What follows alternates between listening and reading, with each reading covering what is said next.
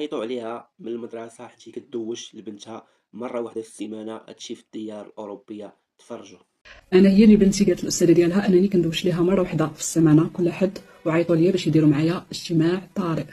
مع الغربه والبرد والثلج وكأي ام كتخاف على وليداتها كنت كندوش لبنتي مره واحده كل سيمانه اللي هي الحد، وكما عودونا حتى والدينا كيدوش لنا مره واحده في السيمانه اللي هي الحد قبل الدخول المدرسي، اي قبل الاثنين. واحد النهار المعلمه ديال بنتي سولاتهم اسئله روتينيه وعاديه كما اي معلمه كتسول فاش خدام باك فاش خدام امك. كان هاد المره السؤال شحال كدوشوا من مره في الاسبوع. فبنتي بالبراءه ديالها بالحقيقه ديالها قالت لهم كندوش مره واحده اللي هي كل حد.